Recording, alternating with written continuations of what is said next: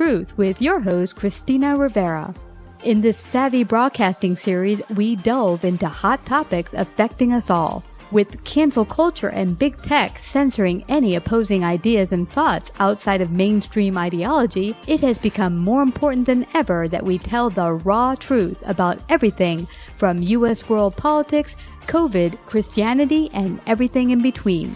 We invite all points of view to come and share their perspective honestly and respectfully.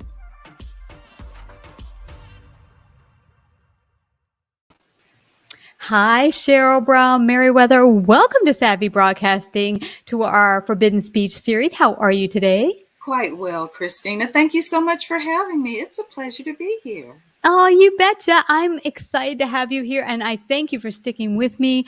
I had been sick for a while. We had to reschedule, but I'm grateful you were able to come on back. You're the co-founder, vice president, and executive director of International Center for Addiction and Recovery Education, which stands for ICARE. And today we're going to talk about annihilating the stigma surrounding workplace addiction. I don't think folks realize that it's a prevalent issue in a lot of workplaces, and that, people should be able to come forward and freely speak. But before we go to all those great details, share with the audience a little bit about your background. Oh, thank you so much. My background is, it's actually very diverse. I've spent time working in corporate America as well as adult education. I'm a certified HR professional, a certified addiction recovery support specialist. So I'm just thrilled to be able to bring all of those different backgrounds and experiences together for such a time as this, where all of those, all the knowledge that I've gained and experience and all of those different industries and occupations can now be used to help save lives. I love that, Cheryl. You know, it's interesting. I find that so many people who have had many careers or a vast career that, it'll seem disjointed at times, but often all the knowledge they've gained allows them to come forth into the marketplace and offer unique perspective and help in certain areas that you wouldn't have expected. And we're very grateful you're able to help in this area. Cher, is it really an issue with a lot of companies having stigma around addiction? And why is it? I would have thought that's not a problem in today's world. Well, it's very much a problem, in part because we live in a society where people there's stigma, and there are also, let's see, what can we call them?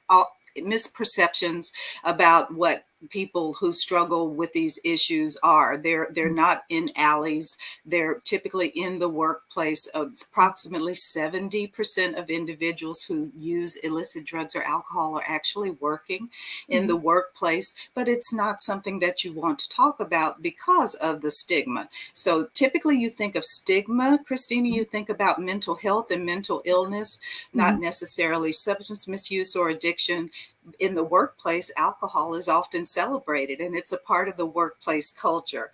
So because of that, again, we don't always recognize when an individual has crossed the line and has begun to lose control. But typically, and this is reported by the American Medical Association and the American Psychological Association, that substance use disorder is actually the flip side of the coin and is under the umbrella of mental health. So they go hand in hand. When you often find an individual who's struggling with anxiety or depression or stress, and we have high performance workplaces today, don't we, where everyone is expected to work very hard to show up and to perform and help the organization achieve their strategic goals. And the pressure to perform at a time when there's great stress and distress in our society for many different reasons and many different causes, those things manifest. They come together almost as a perfect storm in the workplace. But people are not comfortable to share those things because it may be believed that they're not able to contribute as much as would normally be expected of them in a high performance workplace. So that's the reason why it's there. They call it the sickness of silence, if you can believe it, because people just are not comfortable. They don't feel safe to talk about those things among their coworkers. So they keep those things to themselves. You know, what's interesting to me, Cheryl, is that our culture is really, really Mm. centric around, at least adult culture, around celebrating with alcohol. So Yes. I could totally see how someone Mhm. could go off the deep end without even Yeah. meaning to. Mhm. How does anyone say you're working in a company and you think, how do you even know if you are that person who's gone too far? Well, again, I don't want to get clinical on folks. I like to keep it simple so folks can understand these things. And it really just comes down to a lack of control. When Mm, you feel like you can't stop, and most people don't even realize that until something helps bring that to their attention. For example, when we talk about some of the trends we've seen during the COVID pandemic, mm, well, before that, perhaps people enjoyed a glass of wine on the weekend at dinner or with friends when they went out to celebrate different events, or an occasional beer after work to unwind. But before you know it, that beer turned into a six pack and that glass of wine turned into a bottle. And mm, unless someone brings it to your attention, you may not even realize that you've progressed to that level. So, and mm, alcohol, as you mentioned, is so much a part of workplace culture. We celebrate with mm, alcohol. We entertain clients with alcohol. But there are many people for different reasons who choose not to indulge in alcoholic beverages. They may have a health condition. Someone may be pregnant. Someone may have religious mm. reasons to not like to consume alcoholic beverages. And also, you have approximately, let's see, somewhere in the neighborhood of 200 million people in this country Mm. who are in recovery from substance use disorder, and they are not always comfortable in an environment where alcohol is flowing and the pressure is on to just join us and be a part of that. It can be very uncomfortable for folks in those settings. You know, what's interesting is when I was in New York when the shutdowns happened, I went to my thing, which is sugar and sweets, and the food places were not all of them, but a good portion were open, and Oh, I went straight for that bakery every morning. And gained about 30 pounds within short order. And what clued me off, and you say that sometimes what brings people to the mhm. conclusion that I have a problem is something will come about. For me, it was pre-diabetes issues that Ah, said, "Hey, slow down. Maybe you have a problem mhm. with this sugar intake." Uh, Right. so, It's in it's interesting that you say that. One thing I wanted to mention when you said that is out because substance use disorder is classified as a mental health or condition, which actually meets a medical definition of a chronic condition. People do not even realize that behavioral addictions fall into the same category as substances. And wow. so you may consume food to the excess, you may gamble, or people Mm. get addicted to things like gaming sometimes, or shopping. Let's talk about shopping. But again, Oh my Christine, god. it always comes back to just the loss of control. Wow. When you've lost control and you're struggling to stop, that's a sign that you want to pay attention to it, because that then classifies as addictive behavior. Wow. I love that you went there because a number of years ago, no, the shopping thing. Oh my God. A number of years ago, I had broken up with my boyfriend. I was really distraught. So I had, Yeah. wasn't thinking, took out credit card and revamped my whole Mm. house, threw out everything. I mean, dishware, Yeah. you name it, shower curtain, everything brand new. I spent $10,000 in a month, and my Oh. friend who saw, all the spending I was doing said after about a month, "We need to sit down and have a talk. I think you might Mhm. have a problem." I was like, "What are you Mhm. talking about? Yeah, I only have about $6,000 in debt." And Right. 12,000. She sat me down. We opened all my credit card bills. Hmm. It was $12,000 in 1 or 6 months, I think. But, it was an issue, I had to, confront. Um, Uh-huh. so when you have any type of behaviors that could Yep. be, listed as, what do you call it? Addictive Addictive, behavior. or Yeah. where does the person begin to see now, my friend was kind enough to bring it to my attention. How can people become aware of maybe having any addictive Hmm. behavior or actions? Mhm. Well, you have a very good friend, first of all. Just want to share that with you. Celebrate. Yay, brah, for a good friend.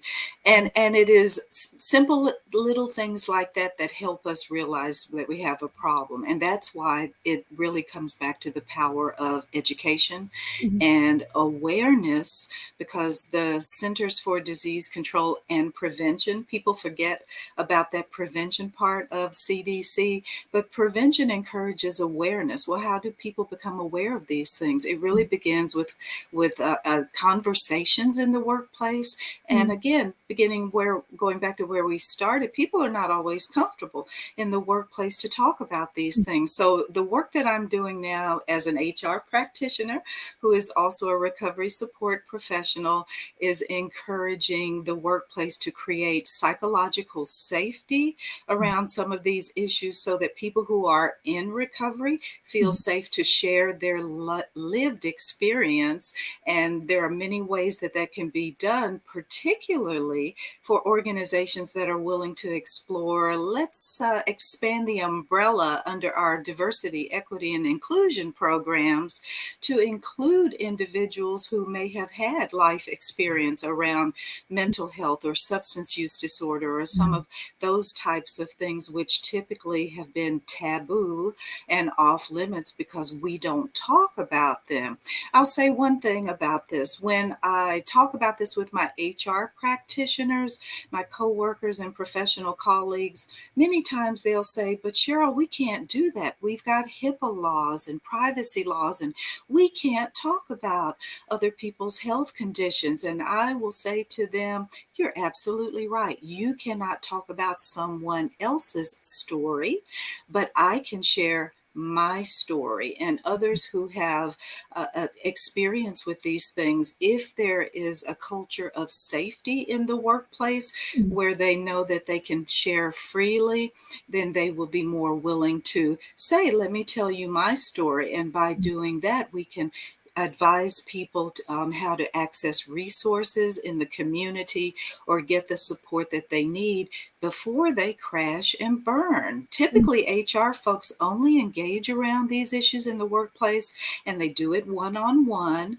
when there's been an incident or an accident where something has gone wrong. There's been a forklift has crashed, someone crashed a forklift Mhm. or something happened, and then we'll address that, right? We Mhm. want to get them help and refer them to perhaps an EAP Mhm. provider. But the culture of health is really what we're trying to expand in the workplace. They Mhm. already do many of these things related to wellness programs and other chronic diseases like diabetes or smoking or weight management.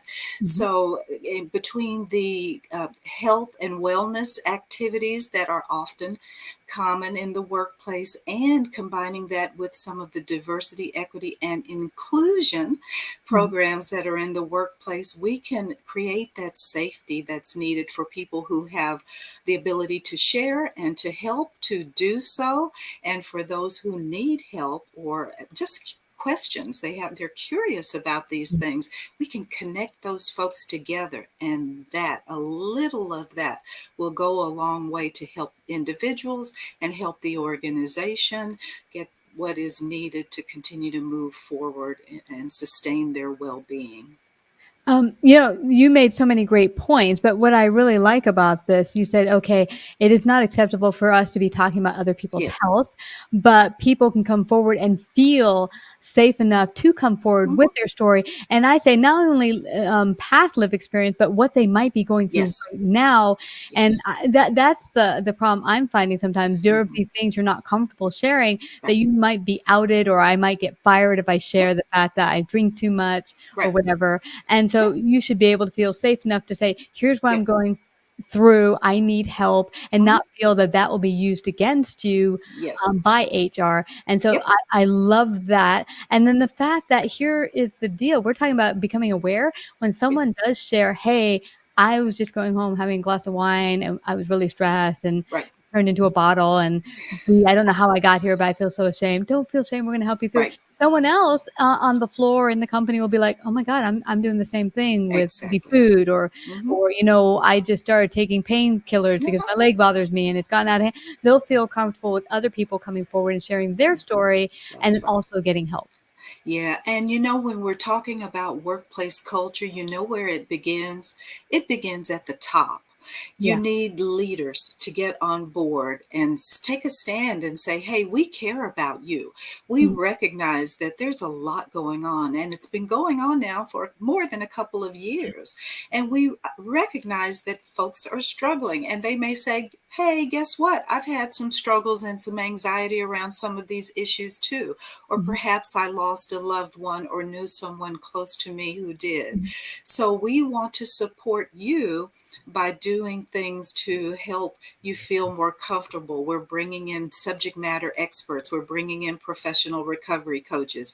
We're going to put in place some initiatives ongoing that will provide you with the support that you need so that we can demonstrate that how much we care and want to be there for you. And there are many examples increasingly of senior level leaders who are taking that stand in their organizations. I don't know if you've heard of Salesforce, which No. is a large technology company, Mhm. CRM manufacturer, Mhm. and they have done so much. They created within their organization, actually, the employees created under the umbrella of their employee resource groups, a group called Sober Force. Mhm. Salesforce now has an employee led but company sanctioned or company supported employee resource group. I believe they call it an equity group, but Mhm. it was started by 4 individual employees who were in recovery, and they wanted to open things up for other employees in recovery to have that safe space to support one another. And again, with leadership on board, last time I heard, there were about 800 employees in the company that were part of Sober Force, and that's just one example. There are many other examples increasingly spreading around the workplace and across the country, and many of them are employee led. But of course, the key is to have the support of leadership to Mhm. help break that silence and reduce that stigma around those issues. Yeah, I love that you say that, Cheryl. It is so true. It starts from the top down. I mean, your bottom managers can't affect this type of change if the leadership is like, no, that's not important to our overall goal. It Yeah, should be because your employees are the ones that actually are able to be your yeah. front line for your clients and your customers to make them happy. So Mhm. you'll want to take care of your employees as well. It's been fabulous having you share this today. I hope all business owners listening in, no matter where you're at, whether you're small, right out of the gate, or super large on enterprise company, that you take heed to Cheryl's advice and start adding these initiatives into your company. Where can they find out more about ICARE and the work you're doing? You can find us online, icare-aware.org. I'll repeat, icare-aware.org. Please reach out to us. We have so many exciting things that we're doing in response to the needs of the workplace that will support all key stakeholders. And guess what? The company's bottom line. So I look forward to having the opportunity to support anyone who wants more information about some of these things. That's awesome. Well, Cheryl, I just have to thank you again for the wonderful work you are doing, and everyone at iCare. Thank you so much for coming to Savvy Broadcasting Forbidden Speech. It was my pleasure, Christina. Bye. Like, subscribe, and share this episode. To listen to more Forbidden Speech or Savvy episodes, visit savvybroadcasting.com. To find out about our paid sponsorship opportunities or how to become a guest, email Christina at lifeunscriptedradio.com.